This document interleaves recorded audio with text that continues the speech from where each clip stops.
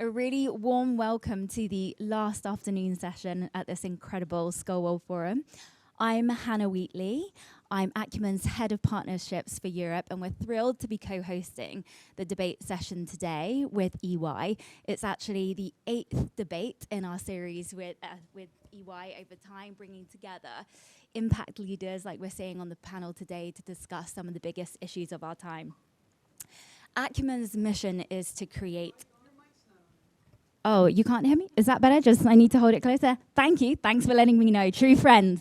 Acumen's mission is to create a world based on dignity. We do that by backing social innovators who are disrupting the status quo. To date, we've invested more than $150 million of patient capital into businesses that have impacted more than 440 million people around the world. We have also backed 1,300 leaders who are putting our shared humanity at the center of their work. Also, through Acumen Capital Partners, we're currently managing $200 million under 4 of our for-profit Impact First Focus funds. A key part of Acumen's mission is to share insights from all of the lessons that we've learned from 22 years of impact investing. So we're thrilled to be hosting this session today on carbon markets as we see it ever increasingly in Acumen's work. Acumen has been investing in the energy access sector for more than 16 years and using patient capital to invest in clean cook stove innovations since 2015. We have seen through this work that investing in clean cook stove solutions can greatly reduce CO2 emissions, deforestation, as well as significantly improving health outcomes. Emissions from wood and charcoal stoves release a gigaton of CO2 every year, which is 2% of global emissions. More than that, they also cause 3.2 million deaths a year through household air pollution alone. Through Acumen's collaboration with the UK's FCDO and the Clean Cooking Services Programme, Acumen is delighted to announce that we're going to be publishing a report which will be out very soon called Recipes for Success. So if you're in the chat, you can find a link to sign up to receiving that report. And if you're in the room, then please go to our website, acumen.org, where you can find out more. I just wanted to share a couple of key lessons from this report. One, cook stoves have been one of the most impactful investments that we've made over time. Our investees have sold more than 4 million cook stoves, reaching 18 million people. But the impact hasn't just been broad, it's also been deep. An analysis by UC Berkeley and the University of Chicago showed that a customer of Burn Manufacturing, one of our investee companies, could save more than $700 in 2 years just from a $40 cook stove, plus time savings, plus emissions mitigated. Carbon finance is core to this story. Revenue from carbon credits has allowed manufacturers to greatly reduce their price, enabling the poorest customers to be able to access them. However, there are, of course, many stories within carbon markets, and not all of them are overtly positive for the most vulnerable. At Acumen, we know it's important to have a nuanced discussion and take part in really deep listening if we're going to create market solutions that really work for everyone. So it's incumbent on us to ask tough questions, ask where is the power, who is benefiting and why? Who are the voices that aren't at the table but are being affected first and worst by the solutions that we're trying to solve? We must take multiple viewpoints on issues such as this if we're going to succeed in creating a world based on dignity. And with that, I am so excited to hear from these incredible panelists. So I'll now pass over to Jessie Coates from EY, who's going to kick it all off. Super, thank you, Hannah, and welcome to this debate at the Skull World Forum. And it's so great to see so many faces on a Friday afternoon. Thank you for showing up. As Hannah shared, I'm Jessie Coates. I'm the Global Impact Entrepreneurship and Markets Leader for the global professional services firm EY. And that means I have the privilege of overseeing the work that we do globally to both support and learn from incredible social entrepreneurs around the world, including those that are really working at the intersection of climate and justice. And I'm really pleased to be able to continue our long tradition of jointly hosting debates alongside Acumen at Skoll. And I'm particularly excited for this debate for two reasons. One, because, as Hannah shared, this is such a pertinent topic. I think everyone in this room will agree that there is an urgent need to tackle the climate crisis, and that there is an urgent need to address the deep and systemic inequalities that exist in our societies today. However, how we tackle that, and whether carbon markets, which place a price on carbon, are the solution, is something that reasonable people can reasonably disagree on. And that's exactly what we'll be doing through this debate today. So the motion that is up for debate at the 2023 Skoll World Forum, if we could bring it up on the screen, is carbon markets are incompatible with the just transition. So how will this work in practice? So first, we're going to throw open to you in the audience in the room to first vote up front whether you stand for or against this motion. So start thinking about that now. We're then going to have 2 rounds of debate. So first we'll have 2 speakers who'll go head to head. Then we'll have another 2 speakers who'll go head to head. We'll also let them share their closing remarks, and then we'll throw it back to you to see if you still stand for or against the motion, or whether some of our debating teams here have been able to capture those all-important swing votes. We'll then actually have a segment at the end where, to close out, we really want to transition into a much more collaborative, action-focused conversation, and we will also at that point open up for audience Q&A as well. Before we kick off and I introduce our esteemed panelists today, I do just want to share a few really important principles of this debate. So first, you'll probably notice that the debate motion has been purposefully designed to be emotive. And this debate format is also purposefully designed to enable as many different and valid perspectives to join the conversation as possible in a short amount of time. And what that naturally means is that our speakers may not have as much time as they would ideally like to provide the full context and the full nuance of their perspectives. And so because of that, what we ask is that we do strictly adhere to Chatham House rules for this conversation. And what that means is, of course, please feel free to share the insights that you have from this session out with your peers outside of this conversation. But please, we ask that you do not attribute quotes to specific speakers or individuals for that reason. So while you're still thinking about whether you stand for or against the motion, I'm honoured to introduce our fantastic speakers today. Colette Pichon-Battle is the Vision and Initiatives Partner for Taproot Earth, which is building power and cultivating solutions among frontline communities, advancing climate justice and democracy. A Louisiana native, Colette spearheaded efforts around equitable climate disaster recovery and climate mitigation through the Gulf Coast Center for Law and Policy, and recently received the William O. Douglas Award, recognizing individuals who've made an outstanding use of the legal process for environmental goals. Congratulations. Thank you.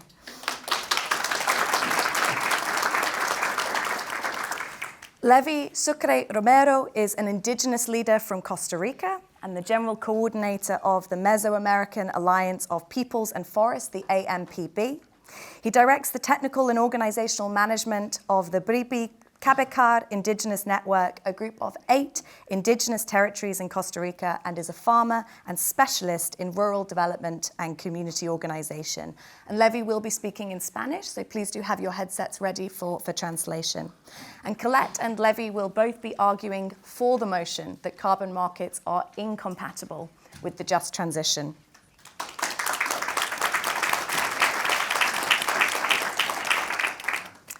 James Mwangi is the Executive Director of the Climate Action Platform for Africa, which he launched to help unlock Africa's potential to transform its economies while playing a leading role in effective climate action. Prior to that, he spent 20 years at Dalberg Group, which he also helped to found.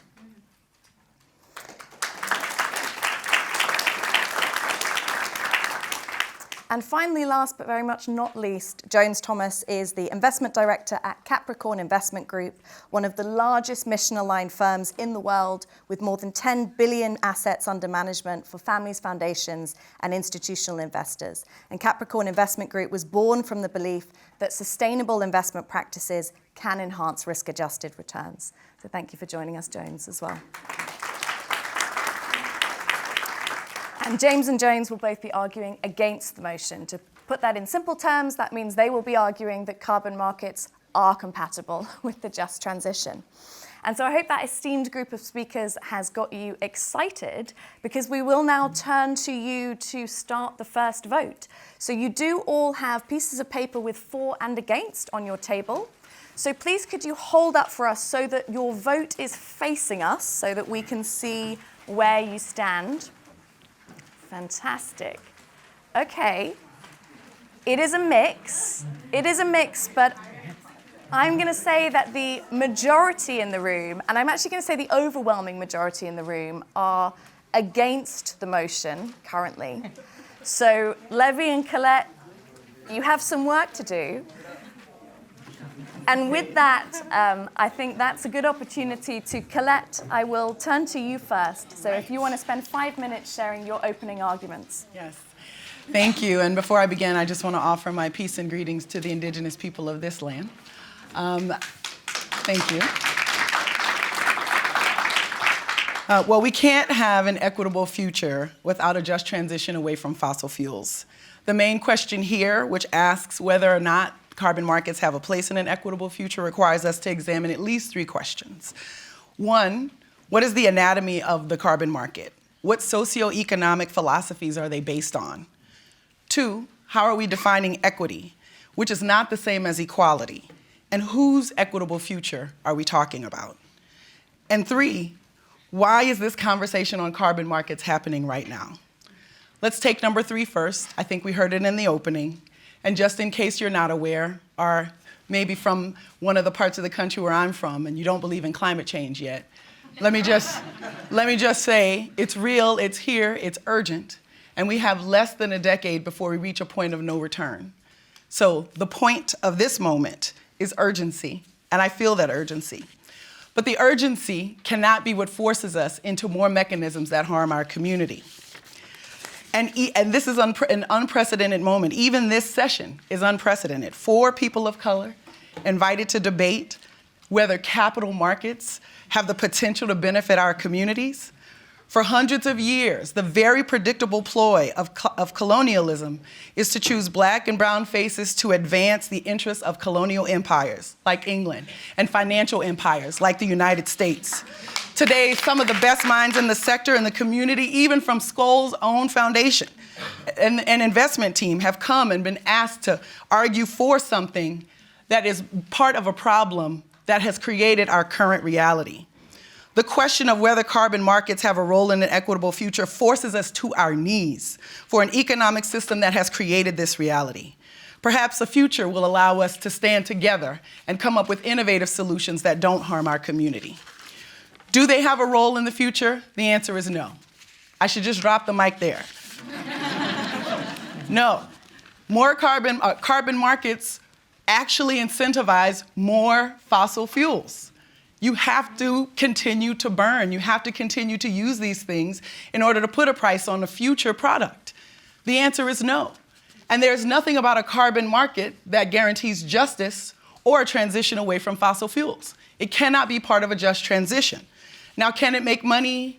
Can it help a system? Can it bring financial wealth to certain people? Sure. All capital and market-based solutions will do that. But market-based solutions require division. There is no win-win situation with capital-based market solutions or experimentations, as I would like to call them. This requires winners and it requires losers. And if you take a look at the reality that we've seen in the aftermath of Hurricane Katrina, in the floods of Pakistan, in the droughts of Australia, in the burning forests of South America, we know who the losers will be. We know who they will be. This is our moment. This is not the moment to make tools that offer nothing more than spiritual indulgences to powerful men. This is just the opportunity to say you did a thing but the thing didn't help. This is not that moment. This is the unprecedented moment for innovation, for imagination, and for something other than the markets that got us into this situation in the first place. We must be honest about which communities are located near the facilities that require more carbon production. We must be honest about what they look like and who they are. They are rural, they are poor. In my country, they're mostly Black. And in other countries, it's the same. We cannot use a system that continues to put and sacrifice these communities for the benefit of others so that people can feel better about us using carbon as a fuel, as a base of a fuel. The answer to this question, y'all, is stop the drilling. Stop the extraction. Stop these carbon products from coming. We don't have to put Africa or the Gulf South or South America into the position of taking on more garbage, trash, pollution, and toxins for the benefit of an industry, several industries, who have known all along what this was going to do. It is not our responsibility, it is not our burden, and it is not our time to take this on. Carbon markets have no role here. Market-based solutions have no role here. We've got to think bigger than that. We've got to have more courage than that. And this is an opportunity for us to do something different.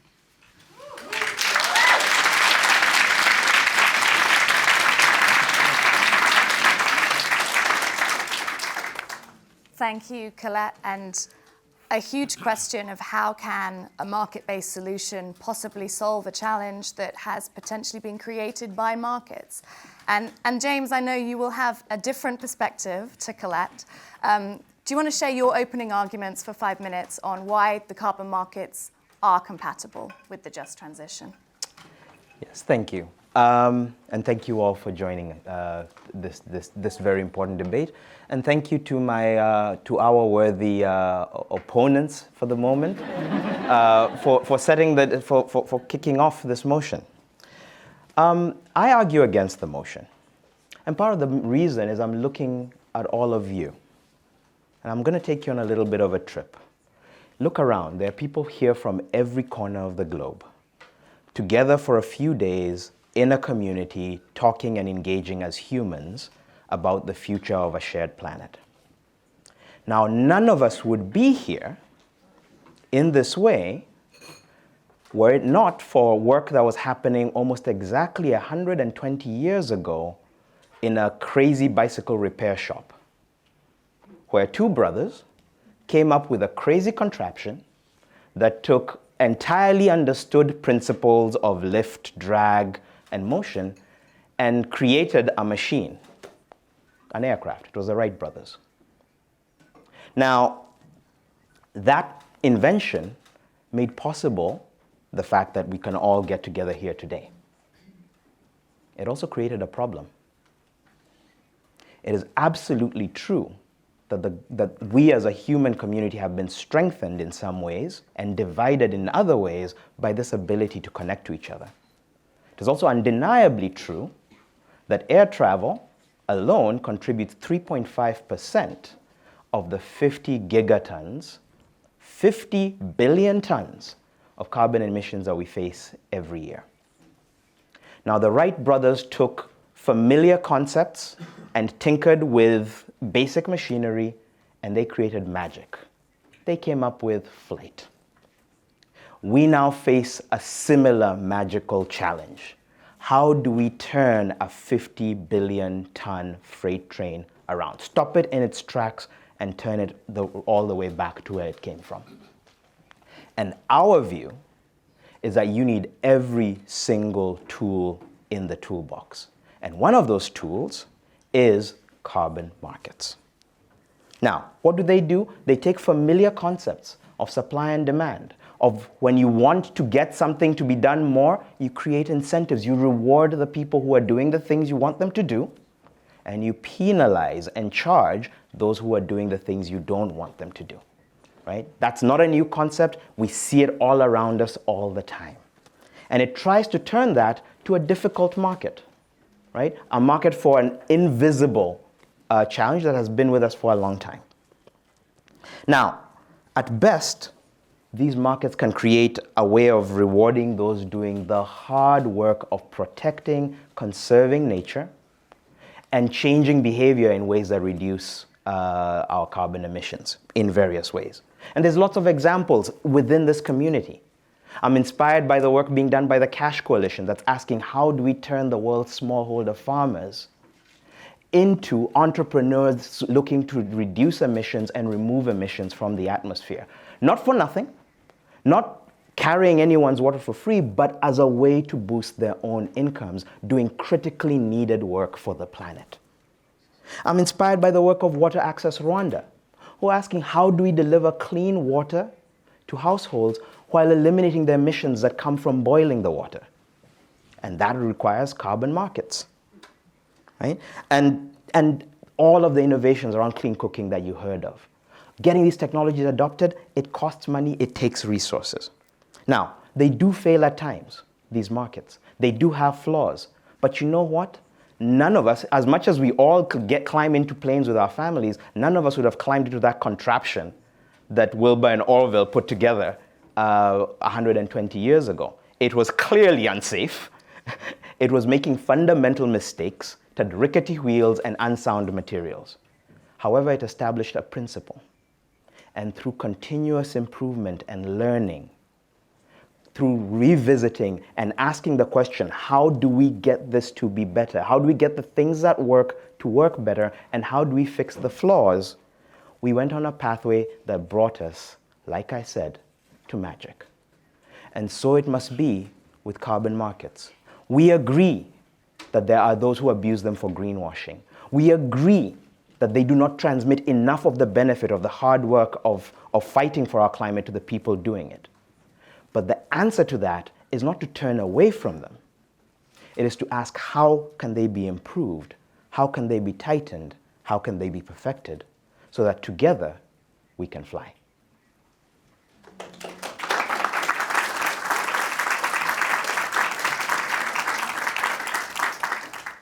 Thank you very much, James, for that different perspective, that indeed carbon markets is a tool, can be a tool in the toolbox, and that they can be compatible with the just transition.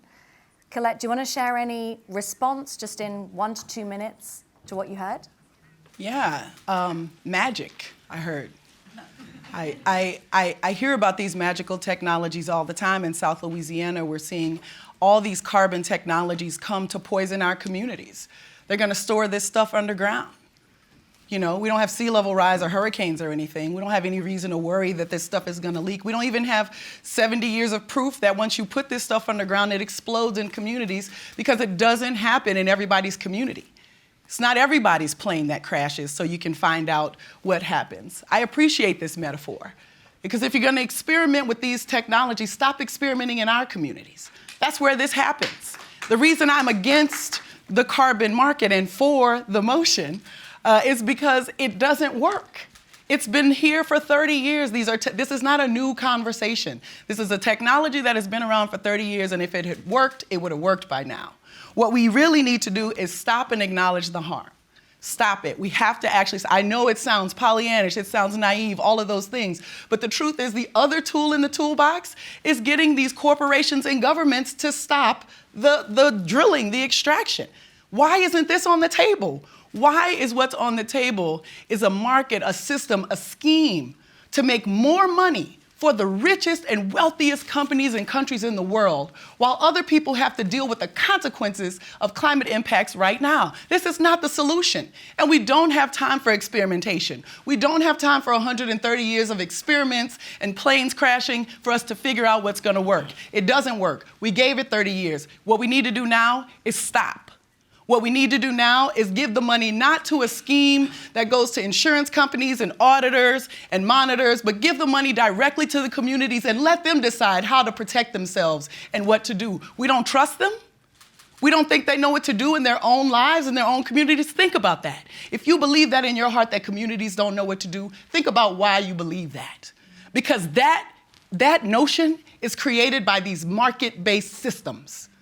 It creates division. It requires division. It even requires you to believe in things like experts who come from institutions that only a few people get into. But the truth is, the experts right now are the indigenous people on the front lines, the communities that have survived, and we cannot continue to experiment upon them. And we certainly cannot begin to build markets to profit off of them taking the trash and the toxins that are produced.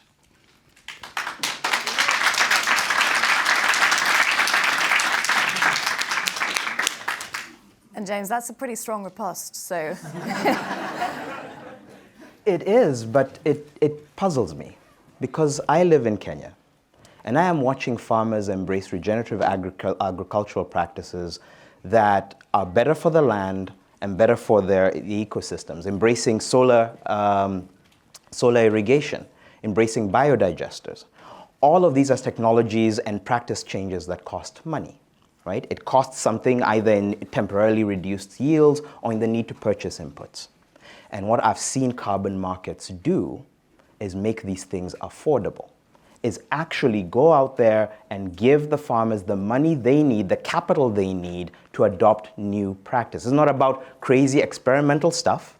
It's about saying that in adopting practices that are better for the earth, you are creating a benefit and you should be rewarded for it. And who should pay for that benefit? The people who emitted. Now, this does not let them off the hook.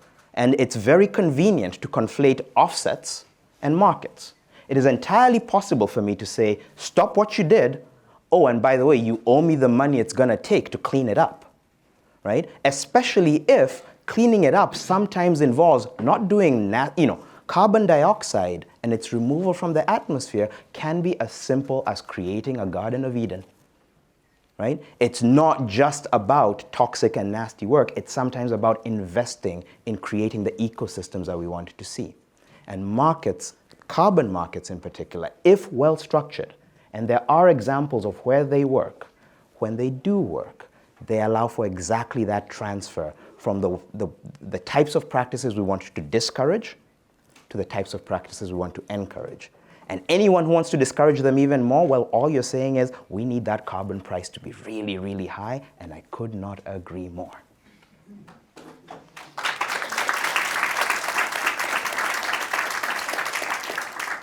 Fantastic, and thank you, both James and Colette.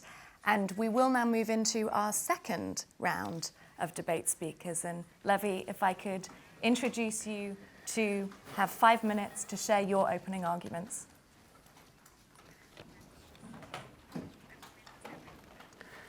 Muy bien. Pueden utilizar los auriculares ahora sí.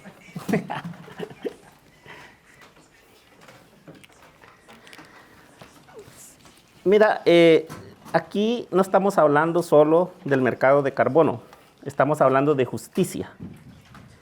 Y en este planeta no podemos darnos el lujo de que unos vivan a costa de la muerte de otros. En el tema del cambio climático, o vamos juntos como humanidad o morimos todos. Y yo les quiero hablar de que el mercado de carbono no está aportando esta justicia. El mercado de carbono no está ayudando a esta unidad de la humanidad como debe ser. En la Alianza Mesoamericana somos parte de una alianza global conformada por COICA en la cuenca amazónica, APIP en Brasil, Repaleac en cuenca del Congo en África y AMAN en Indonesia. Solo en nuestras áreas donde estamos trabajando, que son bosques tropicales, se estima que tenemos aproximadamente 253 billones de toneladas de carbono almacenado en nuestros bosques. El 50% de estas tierras donde están estos bosques no tienen título legal de nuestros países. Lo que hace vulnerable a los bosques a cualquier fuerza externa y sobre todo a la lesión de los derechos de nuestros pueblos. Pero además, el mercado de carbono se ha vuelto en un factor de criminalización de líderes. Y esto se da por disputa de tierras, que en algún momento yo califiqué como que si estamos a punto o si no ya se está comercializando lo que denominé créditos de carbonos de sangre. ¿Por qué? Porque los mismos que asesinan son los mismos que compran o pagan el crédito. Entonces, el carbono no está aportando esta justicia. El carbono retrocede nuestras luchas en el reconocimiento legal de nuestras tierras. ¿Por qué? Porque los gobiernos, con el ánimo de tener dinero fácil, quieren vender los créditos del carbono en los bosques y no le quieren dar esos derechos de tierra a nuestros pueblos. Pero además vivimos en un sistema de gobiernos corruptos, que después de la pandemia estarían dispuestos hasta a vender a su madre para ganar dinero fácil.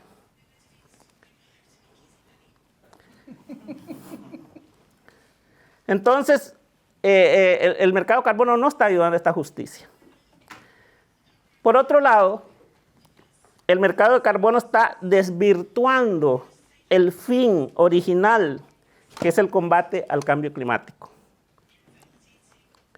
¿Por qué lo está desvirtuando?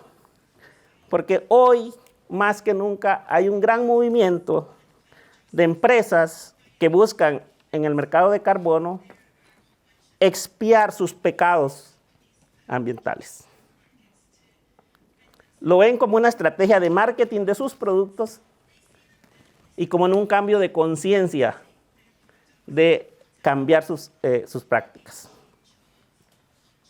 Ejemplo tengo, pero no tengo tiempo para darlos. Por otro lado, esta lucha que se da en nuestras tierras por los bosques está expulsando a la gente de los medios de vida.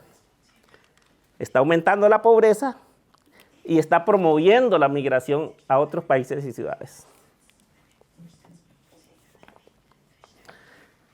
Los bosques en los pueblos indígenas aún están en pie. Si ustedes ponen un mapa, lástima que me queda un minuto, pero voy a tratar de terminar en un minuto. Están en pie porque la cosmovisión de los pueblos indígenas relaciona a los bosques con una alta espiritualidad. Y el mercado de carbono lo está monetizando como un bien transable en el mercado. Y eso es peligroso para el futuro de los bosques. Finalmente, hace un poco más de 500 años en América, fuimos invadidos nuestras tierras por la colonización.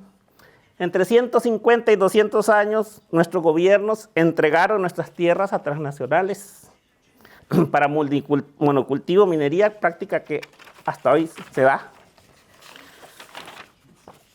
Hace más o menos entre 80 y 100 años en nuestras tierras amanecieron declaradas áreas protegidas sin nosotros darnos cuentas.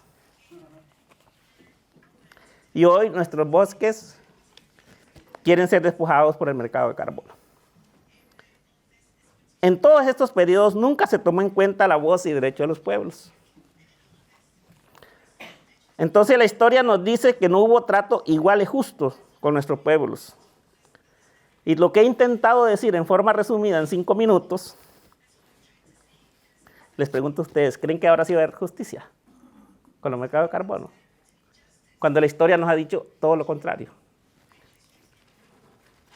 Y esta vez el riesgo no lo corremos nosotros, solamente los pueblos indígenas.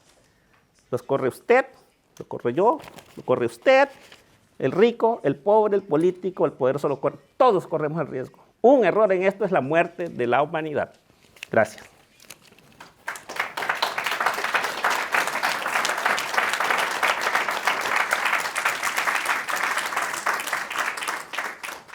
Thank you, Levi, for sharing that lived experience and also some quite shocking, I think, perspectives as well.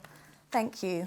And Jones, you obviously invest in carbon markets either directly or indirectly.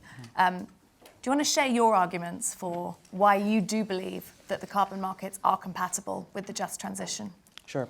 Thank you, and I'd like to thank Levi and Colette for sharing their views and experiences, and start by acknowledging that the carbon markets, as they currently are, do have a lot of flaws.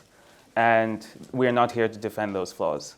We're not here to defend companies that purchase cheap offsets to greenwash their products and promote marketing of their sustainability attributes while continuing to dig oil, displace indigenous communities from their land, and lobby against climate efforts with their governments.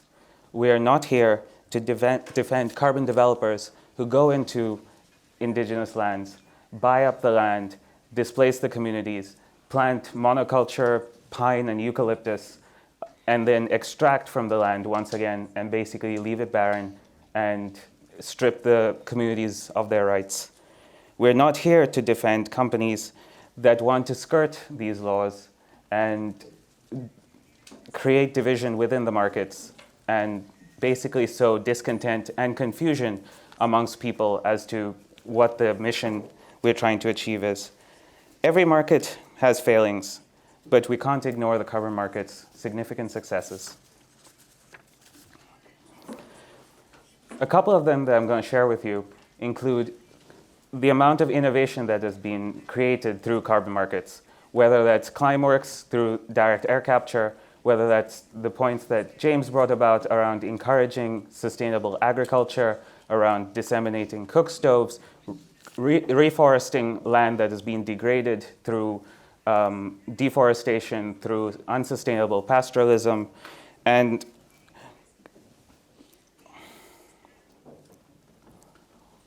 part of the issue that we're dealing with here is that there's a lot of noise within this system. And the successes get lost through highlighting a lot of the deficiencies that come about. And we can't lose track of all the, I apologize, I've been working through a flu the past couple of days, and so I'm having to like swallow and clear my throat while it's drying up. So it sounds like I'm having a nervous breakdown, but I'm actually not. Yeah, thank you.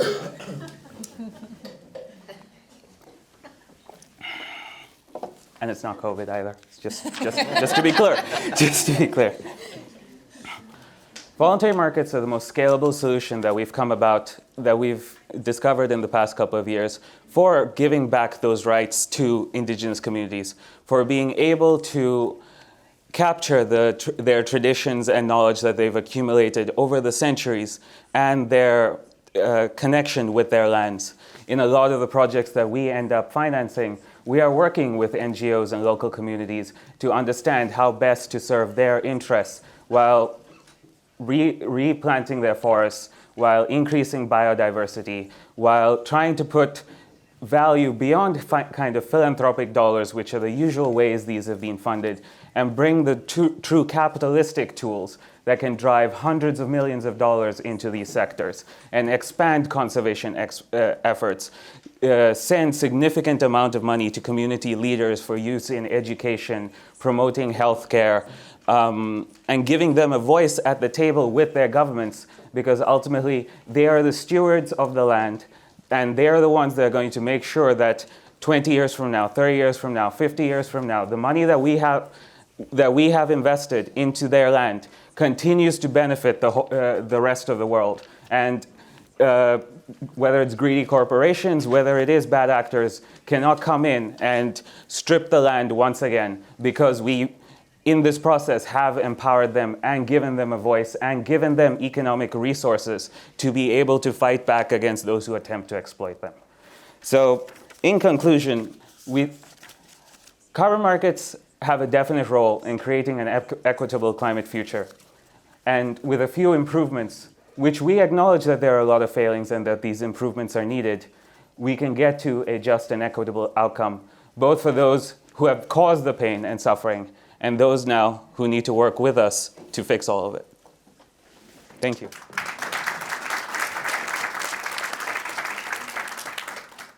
Thank you, Jones. And what I heard loud and clear from both your arguments and James's is Firstly, that carbon markets are not perfect, but also that they can be a tool for massive wealth redistribution, which is absolutely critical to the just transition.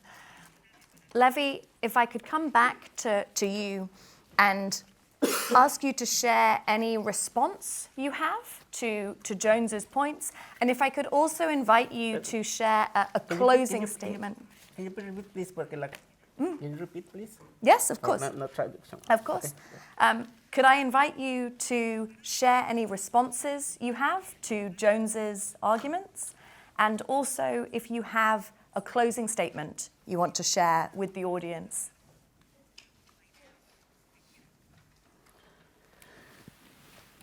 Sí. Quisiera preguntarme que quién va a cambiar la conciencia de estas empresas. ¿Quién va a garantizar que en los países nuestros los gobiernos cambien?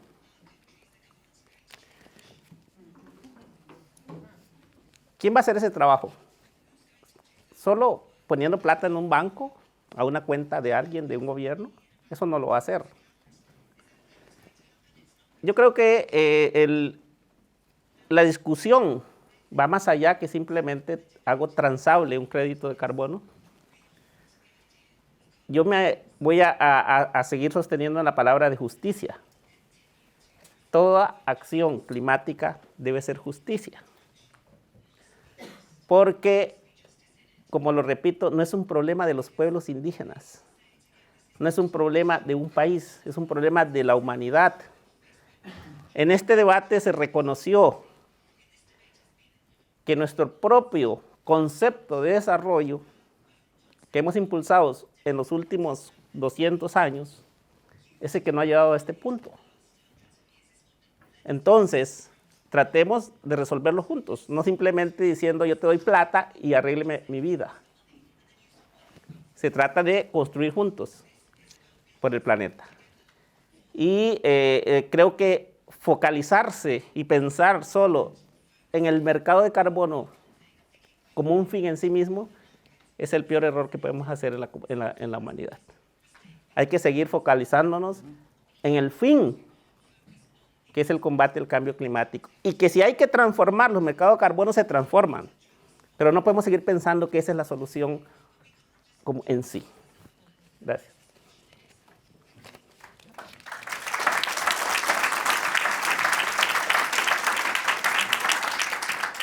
Thank you, Levy. And Jones, I'll just turn back to you to give you the opportunity to both respond to Levy's comments, and also if you have a closing statement you want to share with the audience to sway them to your debate side. Thank you.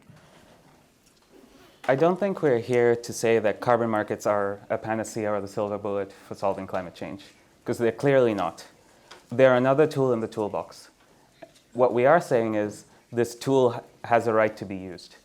And despite its flaws, it should continue to exist.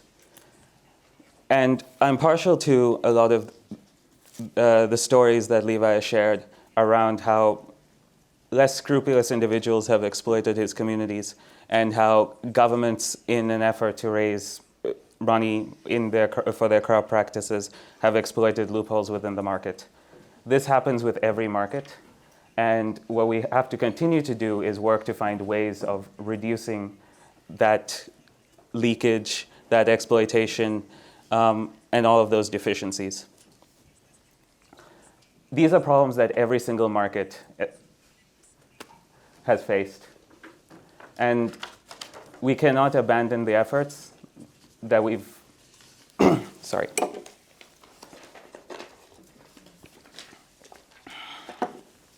And we cannot abandon all the progress that we've achieved over the past 4 to 5 years, because that's really why we're here.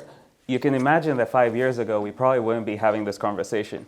You wouldn't have press articles every year, every other month nowadays, actually coming out saying carbon markets are terrible, they're exploiting communities. You wouldn't have hundreds of millions of dollars or standalone corporations being set up purely to exploit, well, and that's the right word really, exploit carbon market design deficiencies. we have to acknowledge and build on the progress that we've achieved over the past decade and learn the lessons from the failings of the past 30 years that Colette has pointed out, and that there is a way to move forward with a better, stronger, more equitable, more just, and more well-functioning carbon market in the future. Thank you. Thank you.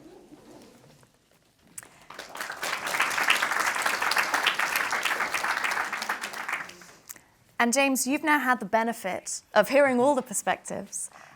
Do you want to share a closing statement in just 1-2 minutes to again sway the audience against the motion? Yes. Firstly, I do want to welcome and thank Levi for crossing the floor and joining us. You heard him say what we have been saying all along, which is that carbon markets alone are not the answer. If they were, they will need to be improved and strengthened, which we completely agree with, and I am glad that we are now on the same side on that.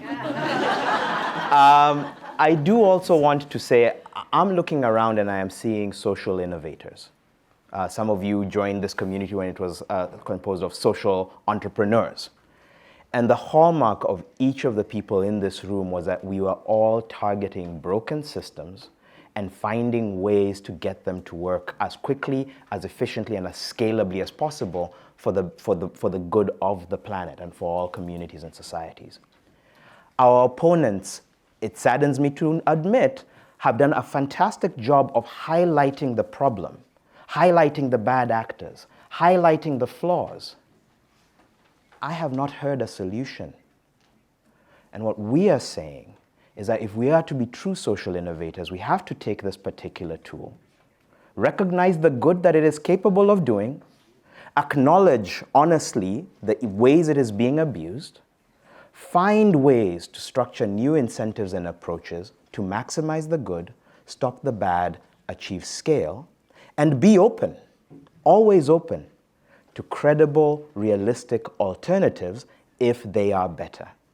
And maybe in the last minute or two, such an alternative might be presented by our opponents. But as of right now, all we've heard is this is really, really bad, and someone needs to come up with an alternative. My only request is, while that alternative is coming, can we work on the imperfect thing that we do have, because we have no time to waste. Thank you.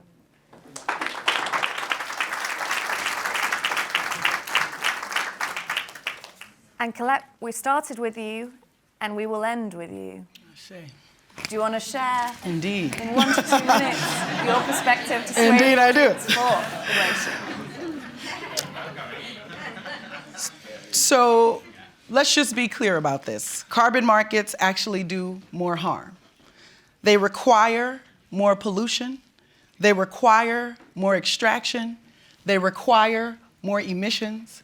And the IPCC report says we've got to cut this stuff down in less than 5 years by half.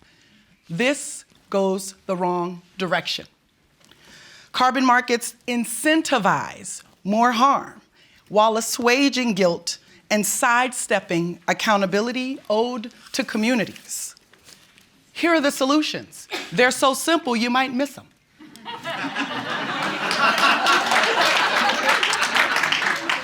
You gotta stop the harm. You gotta stop. Why isn't this on the table? Why is capital-based market experimentation on the table so that people who have financial investments have some sort of orderly move, transition, so that they don't lose their return on investment? Why is this the priority? The answer is to stop. That's the answer. We stop the harm first. We stop the greenhouse gas emissions. And here's another solution. So simple, you might have missed it. Instead of making a complicated carbon market system where the dollars actually go to the consultants needed to monitor, to audit, to set the system up, to pay all the things. And let's be clear, these consultants are not from the front lines. They're usually from my country, or maybe some of your countries, or maybe this institution. That money's not getting to the people. The solution, so simple, give it to the people. Amen. Give it to the people. There is a whole Global South movement on climate reparations. And this has to do with the fact that communities have been made vulnerable They don't start off as victims. They don't start off vulnerable. They have been made vulnerable. This is their money in the first place. We don't have to create a system to give it to them, just give it to them. And number 3 solution that we might have missed is, why don't we ask these corporations who are emitting greenhouse gas and putting all of this pollution into our atmosphere and environment to invest in their own reduction? Crazy. I know it is. But if we could actually get a reduction in greenhouse gas emissions from the source, we address the root cause of the problem. Thank you.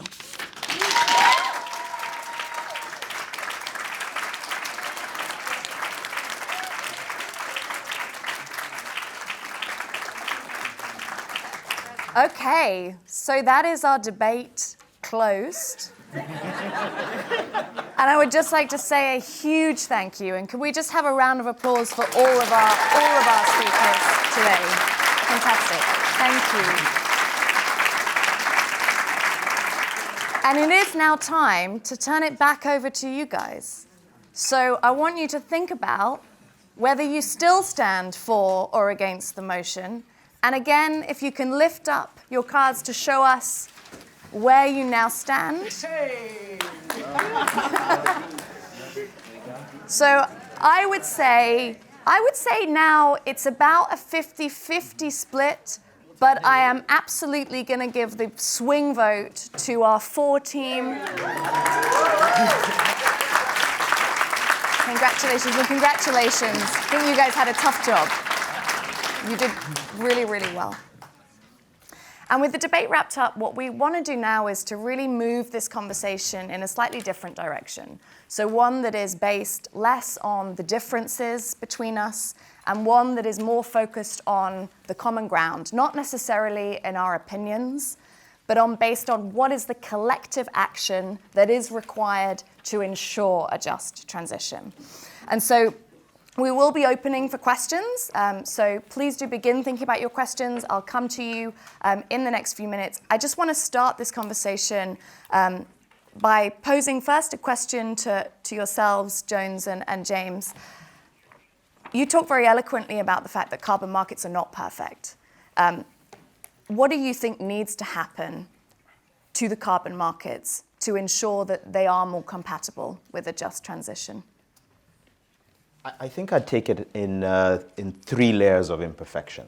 The first one, if you think about what the goal of a carbon market is, it is to incentivize reductions in emissions and to reward climate positive behavior. So it's moving money, it's making it expensive to emit and making it rewarding to either remove or avoid emitting.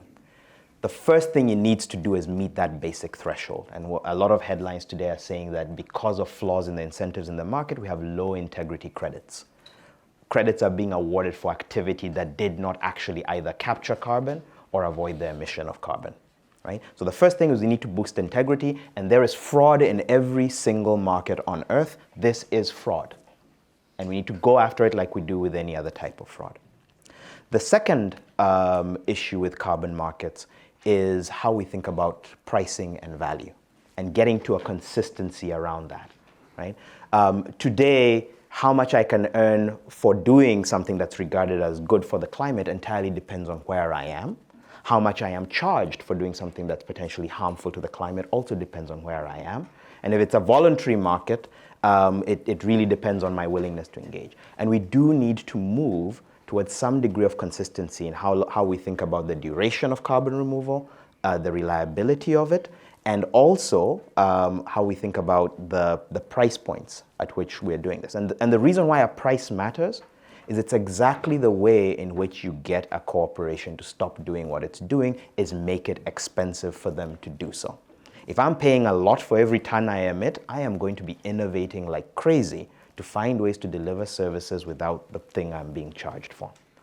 And the third thing, and I think, Colleen, you made a very fantastic point, is we need to change the way the markets are structured in terms of who participates in them, who structures them, who owns the activity, who intermediates. Today, something like 85 to 90% of the value of every carbon credit sold in Africa remains with the intermediaries. Only 10% on average gets to the communities. And that is because we have made these things opaque, esoteric, and non-standardized.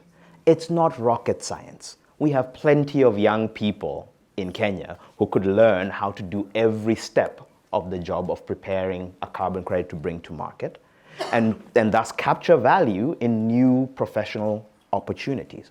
So there is something about demystifying and then redistributing the work so that each piece of this, and some of this is valuable work. Actually auditing that the carbon was removed is valuable work. It's not noise. It's value, but that value should stay in the community along with the payment to the community for the work that they're doing to support the climate. So those are the three things I would focus on. Well, thanks. And Jones, anything you want to add to that? I mean, James covered most of it. But I guess as the evil investment person on the panel, like I spent an inordinate amount of time thinking about how to marshal resources to fight this in a scalable way, because as everybody knows, it's 50 gigatons, and to James's point, it's a freight train moving very fast in one direction. We're missing 1.5 degrees. We're probably missing 2 degrees. We need to stop that train and turn it around. And that requires a lot of capital and a lot of people. And part of the solution is, as he alluded to, giving carbon markets more teeth, a higher carbon price, more structured kind of like monitoring of where emissions are coming from, how they're being taken out of the atmosphere. And part of the reason you kind of see this misaligned incentives in terms of where capital is going is monitoring these projects is expensive. It takes a lot of people. When you have a $2 per ton carbon price, a lot of that cost goes into monitoring and getting people. And intermediaries need to function. They need to generate a profit, unfortunately, as well. And so how much ends up going to the intermediaries at $2 is very different from how much goes at $100 because of the cost associated with them. So in order to bring that standardization about, in order to marshal more resources, in order to get more people coming into the sector, having a higher carbon price and having more robust standard mechanisms is what I think we need. Super. Thank you, Jones. And if I could just pose a similar question, Colette, you already talked about the solutions, the action, but anything you want to add in terms of either carbon markets or the climate action movement more broadly, what needs to happen? First, we'll come to Colette, and then Levi, if you also consider that, we'll come to you as well. Yeah, I'm just thinking about these last comments because I don't know if you remember the BP oil drilling disaster in the Gulf, but one of the things that sticks out for me is the fines and the lack of impact on a company's bottom line. Like BP lost no money after that oil drilling disaster. We had 3 months of heavy crude spewing in our Gulf almost 13 years ago next week. And to think about, how much money do you have to charge a multinational corporation, which is some of the wealthiest corporations in the world, how much do you have to charge them before they feel a hurt? So I think James was saying that, it's got to be really high. And I think Levi made the point, are these companies going to monitor themselves? I mean, have you been to South Louisiana? Have you seen some of these industrial zones? They do not and will not monitor themselves. They don't even pay half the fines that they're assigned right now. And so I do get the theory of the thing, but it just doesn't play out that way. And what is happening in communities of the Gulf South and in the Global South is all of these things have been considered because they've had to be considered a long time ago. It's only very privileged people who get to pontificate stuff like this and think about it and figure out when to try it out and experiment. That's for privileged people. The front lines don't get to experiment. They have to survive. They have to examine everything. And when they do, they see that these systems have never, ever been made for them. They've been made to extract value, exploit labor, but never been made to actually balance a wealth divide, which, let's be clear on why there is a wealth divide. We got to be responsible for fixing it too. I mean, this feels like one of those things where it's like, if we take more poison, we will inoculate ourselves from the poison. But it will require all of you to take the poison. And I think these market-based solutions are poison. And I'm saying this to you as a former corporate attorney. I am not unaware of how this comes across. It's just been 17 years of watching all of these things fail and be experimented on us again and again and again. That's where the movement is. Stop. The movement is at stop. Because we are experiencing everything and we don't have time. We do not have time to experiment on the same communities. Again, this is wrong. It's not just incorrect, it's wrong. And that's where the movement is. That's what the Global South is screaming about. We don't have to build these things so that people's money can be safe. We have to now start actually building systems around justice and accountability, and it's going to feel weird. It's gonna look different because we've never seen it before, and we've certainly never seen it on a global level, but this is the time. There will be no better time than right now to do this. We do not have time to experiment to fix the flaws of markets for people's money. We just don't. We don't. And that's where the ground is right now. They're wondering why people are sitting down really thinking about this when people are dying. They wonder why this is moving so slow when it's really the Western world, the US and Western Europe, who control a lot of what gets to go and what gets to stay.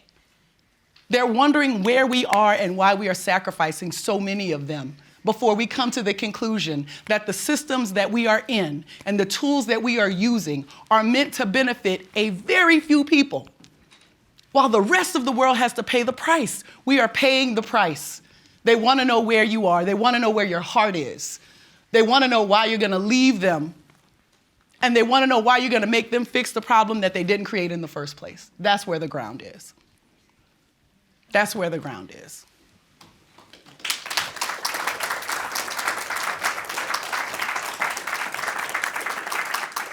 And Levy, before we open up for questions from the audience, if I could ask you your perspective on what actions need to happen to ensure a just transition?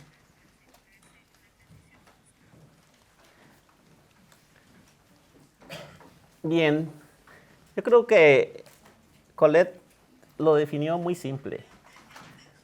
Dejar de dañar y dejar de estar inventándose procedimientos complejos para querer solucionar un problema que simplemente se resuelve con dejar de dañar.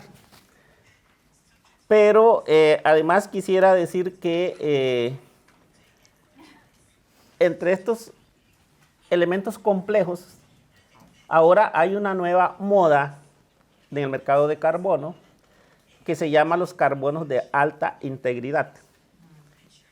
Pues resulta que también necesita certificación. Y como lo dijo Colette, son certificadores que vienen de los países del norte o de Europa, y a nuestros pueblos, a nuestras comunidades, a decirnos cómo se cuida un bosque cuando nunca han vivido dentro de un bosque. Ni siquiera han paseado dentro de un bosque. Y eso es lo que nos certifican si manejamos el bosque bien. Y nosotros que nacimos, crecimos, convivimos con el bosque, no podemos certificar que el bosque está bien. Hay que cambiar ese concepto erróneo de hacer cosas complicadas para dar soluciones simples a nuestro planeta. Creo que yo hice dos preguntas al inicio. ¿Quién va a controlar a estas empresas que utilizan el mercado de carbono para limpiar sus pecados?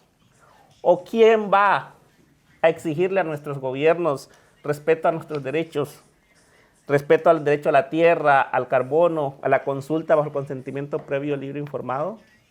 ¿Quiénes? Yo tengo respuestas. Ustedes que son los emprendedores sociales. Quizás la Universidad de Oxford, que tienen voz en el mundo. Quizás los gobiernos desarrollados, que son los que tienen la voz en el mundo. O quizás Luis Fonsi, que canta muy bonito despacito. Esas son las voces que necesitamos que impulsen el cambio.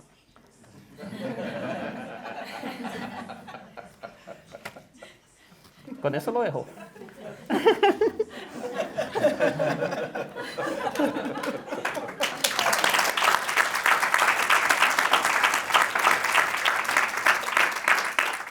Thank you, Levy. And we will now open for a few questions from the audience. So we'll take two to start with. So if you could put up your hand there, I think should be a roaming mic for you as well. So we'll take one from the front, just here. If you could put up your hands again. And if I could take the lady in the middle as well. Yeah. And we'll take those two first. All right. Thanks, everyone. Just to make all this a little more concrete, I work with farmers. Average 2 to 3 acres is the landholding of smallholder farmers. And in 1 year, per farmer who owns 2 to 3 acres, if everything goes well, if all the prices, carbon prices go excellent, the farmer will get about $10. What market are we talking about? What product market fitment are we talking about? And this whole carbon conversation, did we ever keep indigenous communities, farmers, did we actually talk to them? Do these numbers make sense to you? I couldn't understand how this works. Now, on the other hand, since 2006, I was working in PwC back then, I saw this work reasonably well in energy sector. So to make solar more renewable, or to make solar more sensible, other clean power more sensible. But I don't think that canvas on indigenous communities and farmers, particularly for nature-based solutions, seems like anything close to a reality. The anguish is so real. Your market-based solution also seems real, but I'm not able to see how we are applying that canvas on nature-based solutions. Could I just ask for your question as well? I'm not able to understand how you're applying that canvas on this and saying it makes sense. How do you see it applied in a nature-based solution context? Okay, perfect. Hi, is this working? I'm Sarah Shear from Eco Agriculture Partners and 1,000 Landscapes for 1 billion people. I've worked on looking at these carbon markets for probably 25 years now and watched their evolution from really bad ones. I work in the land use sector, which is really different from the energy sector and a really different dynamic, I think. I take to your point, it's not just carbon. Actually, if you're getting 10% of the price of carbon, that's way better than what smallholder farmers are getting from the final price of our food products. So it's just a replication of sort of the way the systems are working right now. But I'm wondering the extent to which there is a new movement of a way of using these voluntary carbon markets, which I think is actually quite promising, and I'd like to hear your all's perspectives on whether this would work, which I think bridges a little bit of the perspectives across the speakers, and that is empowering local communities to develop their climate strategies, their own local priorities for making a transition to a climate positive future and a deal with resilience, and then explicitly using any kind of carbon market transfers to fund their investment priorities. Do you think that's happening? Do you think there's a potential for that happening? And would that address some of the issues that were raised by the group? Thanks. Thank you both. So Jones, James, maybe I can throw those to you first. So firstly, around the question of how do you see the carbon markets being applied in a nature-based solution or kind of agriculture context? And secondly, have you come across any examples, and what do you think about the community-based strategy around kind of carbon markets as well? So I think I'll answer them together because I think that the answer actually does come together. On the smallholders in particular, I think it's about understanding that it's about the rural economy and the emissions and opportunities for carbon within them. There's something about the prices as well.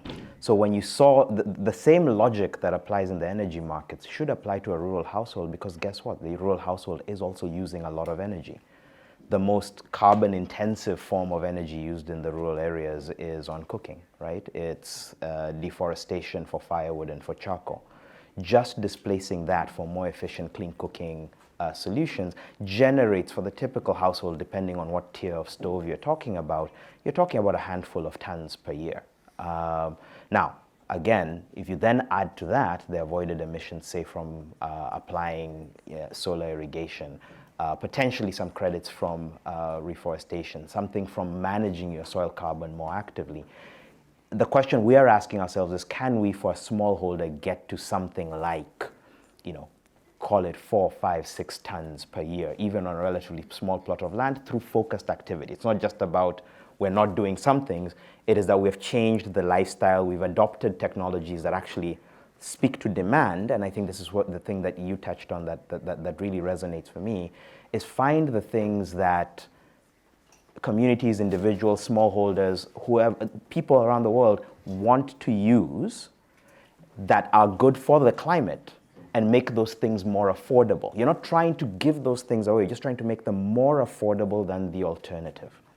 The day that the first truly emissions-free car is cheaper than every other alternative is the day that we just stop doing internal combustion engine cars. And I'll remind us all, when we talk about fossil fuels, it's very easy to talk about the fossil fuel companies. It's a lot harder, and it becomes a lot more awkward when it becomes about, well, who's going to be the first one to shut down their car? Who's going to be the first one to avoid going to that conference? Who's going to be the first one to not construct their house out of materials that they think will be resilient to a climate catastrophe? And all of these things have emissions embedded in them. So it's about saying, how do we make the things that are slightly more expensive today, but are emissions free, how do we make those less expensive? How do we follow the demand and subsidize the good? And I agree with you that if you're talking about single digit per ton carbon prices, forget it, right? We need to be getting to prices that really reflect the social cost of carbon. We know that internally many corporations are talking about prices in the region of $100 to $200 a ton in terms of how they think about these things internally. The question is, what is that long journey and that long flight that we can all stack hands on that says, how do we get that internal price to be the external price in a way that gets the young person waking up in Uganda or Bangladesh saying, I'm going to be a climate entrepreneur.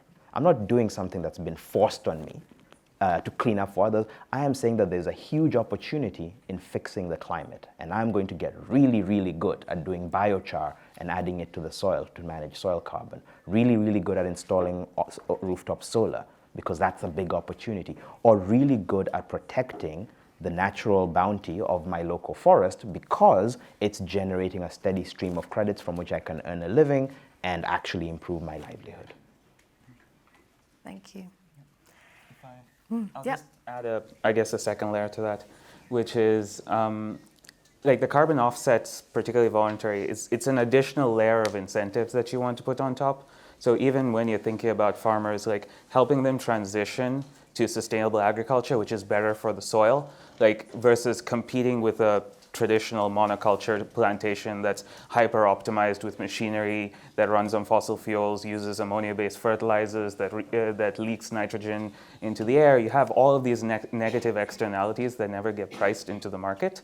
And in order to like transition to a more sustainable agriculture solution, which is better for the soil, it's better for the crops that are produced, and basically subsidize that, that's kind of how we think about the role of voluntary markets. And then obviously once you're talking about $200 a ton kind of like carbon prices, they really start to like have teeth and to be a source of like additional profit.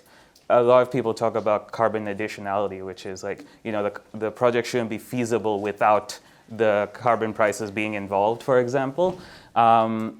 Whereas a lot of investment professionals think about it as like, you know, this should be profitable even without carbon, and then carbon's an additional incentive on top of that. It's something that needs to be reconciled. And to your point about involving communities, a lot of the REDD+ and removal-based, nature-based solutions that we talk about are being developed with communities in mind, are with NGOs that work with those communities, because that's the only way we ensure permanence in a lot of these nature-based solutions. We need to make sure those trees don't get cut down at the end of the project, and the only way is to like basically give the rights back to the community. And also the revenue gives them tools to defend against loggers, against miners, against things like that, because that standing forest becomes more valuable than the minerals underneath or the timber in the trees. Thank you, James. Levy, Colette, anything you want to add to these questions? No? Perfect. And we are going to wrap up because I'm conscious I do want to honour everyone's time as well. And I also want to make sure that our speakers here do have just a final opportunity to leave you with a call to action that we can take personally. And so maybe if I could just go one by one, James, maybe starting with yourself and moving across, just in 1 minute, if you could share a call to action that you would leave with this group.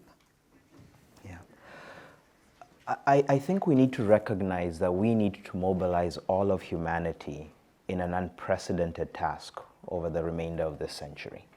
We need to get all of our innovation, all of our ingenuity, all of our activity focused on how we avert climate catastrophe.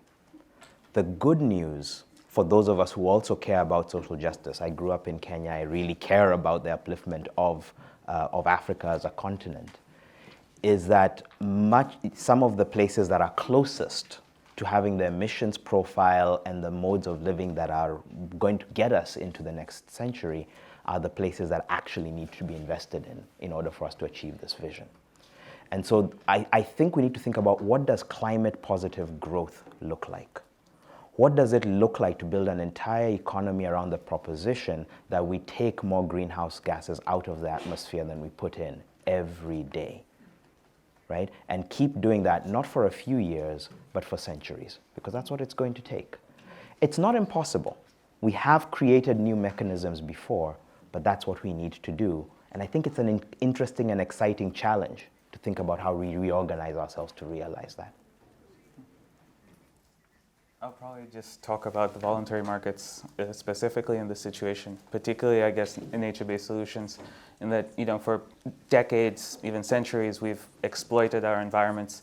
We've cut down trees, we've burnt grasslands, we've mined the soil, we've thinned layers of topsoil to the point that not even like the most hardy grass can grow anymore. We've injected chemicals and fertilizers into them. And there's never been kind of like an overall incentive for us to reverse those practices. And I think for the first time, we've managed to come up with a solution that provides some incentive.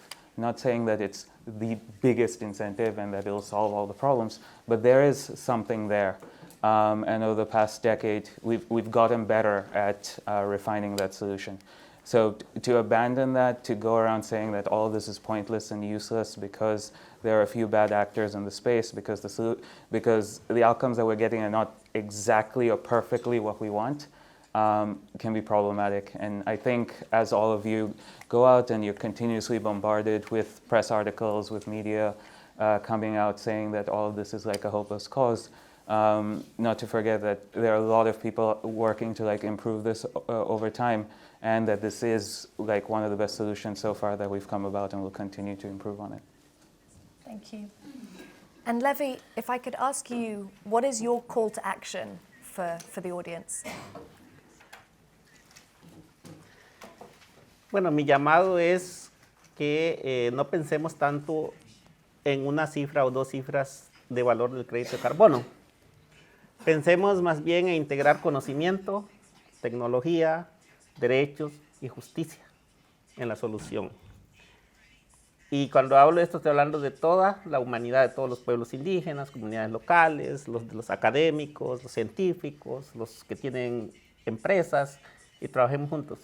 Porque esta solución la solución al cambio climático solamente así lo resolveremos, integrándonos y poniendo todo lo que sabemos en servicio de la humanidad para resolver el problema del cambio climático. Thank you. Thank you. And Colette, you started us, so I'll let you end us as well. Thank you. What's your call to action for the group? Yeah, my call to action is the courage to see the truth. I'm not talking about fraud or cracks in people taking advantage of a system. I'm talking about a flawed system. The system is flawed, and any of the solutions that we try to make inside of this will require what the system requires, which is winners and losers. Period. That's how this works. That's how these markets work. It's how they're replicated, and the best of them require winners and losers. There's another solution. Instead of building these big schemes, we can actually get money to the ground. Taproot Earth has begun a refund. We plan to get $1 billion to the ground, directly to the front lines, and they collectively govern their own dollars and their own decisions for how they want to do their climate planning. This is possible. There are other funds, the Frida Fund, the Thousand Currents Fund, the Global Fund for Women. There are funds happening so that dollars go directly to the ground. We don't have to give the money away to other people. We can give it directly to the front lines. The call to action is to have the courage to see that the system we've all been indoctrinated into has caused this problem. This system is rooted in extraction, and extraction has got us to this imbalance, and we are here. We cannot believe the falsehood that doing more of the same will get us out. It will not. And it is a hard truth, and it might even be a little bit scary. But from those of us on the front lines, I will tell you it is difficult, but it is not impossible. It is hard, but you can make it. It will take courage, not just your own dependence on your individual success, but you now looking at a collective humanity that Levy mentioned, a collective humanity as opposed to your own individual survival. We don't survive if we're not together. We don't survive if we're not together. The call to action is to do it together, to push these ideas to the side and say, you have had your time. Let us now give the ability to risk, the ability to take a chance to the people on the front lines. We can make schemes that go directly to the ground. That's what the REEF Fund is intended to do. That's what a lot of these funds are intended to do. We don't have to continue to move inside of a flawed system that requires winners and losers. Thank you. And just a huge thank you to all of our speakers today, to James, to Jones, to Levy, to Colette. Thank you so much for sharing your time, your energy, your minds, for being so open in this daunting arena that you guys have created. And thank you all for showing up as well and really interacting with this debate and also sharing through the Q&A. And also just a big thank you to our friends at Acumen and our friends at the Skoll Foundation for bringing this to life. It's been wonderful to have you all today. Such a high energy session on a Friday afternoon, who'd have thought? And obviously the closing plenary will be kicking off in an hour at the New Theatre, so look forward to seeing you all there. Thank you.